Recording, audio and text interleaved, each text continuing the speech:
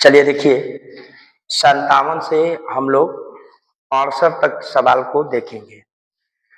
यहाँ पर दिया है 7 plus 3 3 under root 7 plus 3 under 2 है।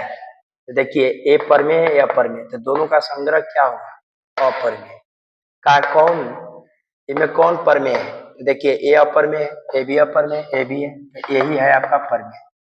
अब आगे देखिए 0 और 50 के बीच में विषम संख्या निकालना है। तो देखिए 0 तो पहला 1 हो गया, 0 और 50 के बीच में 1 और लास्ट 49।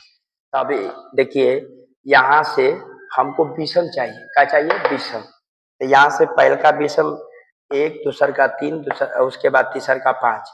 तो ए का मान 1 हो गया, डी का मान 5 में 3 घटा 2, ए एन का मान 49। तो ये फॉर्मूला ए एन बराबर ए प्लस एन माइनस 1 डी। देखिए ए एन का मान 49, ए का मान 1, एन माइनस 1 आई हो गया डी।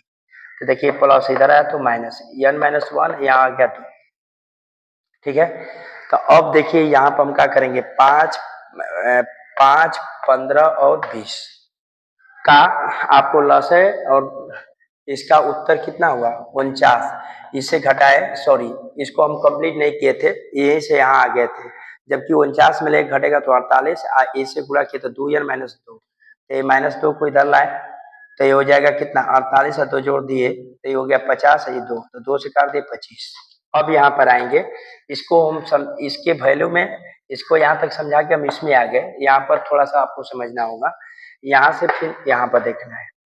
चलिए देखिए 15, 5, 15 और 20 का लॉसय और मौसय का अनुपात निकालना है।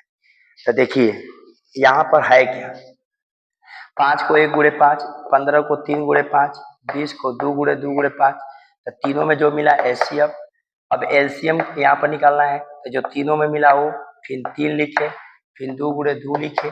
अब देखिए 5 के 15 के 30 के 60, एलसीएम और एचसीएफ का अनुपात, इसका मान 7, इसका मान 5, 5 इकाई 5, 12 5 60, 12 का 1। अब आइए कौन अपर में नहीं है? देखिए अपर में नहीं है मतलब पर में पूछा है। तो देखिए ये अपर में है, ए भी अपर में है, ए भी अपर में है, तो ए नहीं होगा उत्तर आपका। 121 का वर्गमूल 11, तो ए पर में होगा। ऐसा सवाल आपको ध्यान देना है, ये बड़ी लड़के गलत करते हैं बोर्ड में, आप भी करोगे। ये का है अपर में नहीं है मतलब पर में। अब आइए देखिए दो संख्या ए और 18 का लॉस है 36 है, अब मौस है 2 है। तो देखिए पहली संख्या गुणे दूसरी, तो ए गुणे 18 बराबर मौसय गुणे लस है, 2 गुणे 36। यहाँ पर लिख दिए, तो देखिए 18 के 36, तो यहाँ पर बचा क्या? यहाँ पर बचा ए, यहाँ पर 2 गुणे 2, 2 दूनी के 4, 2 गुणे 2, दूनी के 4। अब आइए यहाँ पर देखिए कहा है कि पी तथा क्यू अभाज्य संख्या है तो मौसय निकालें। तो देखिए पी को हम पहला मान लिए 2, अभाज्य, दूसर का मान लिए 3, तो इसका मौसय क्या है?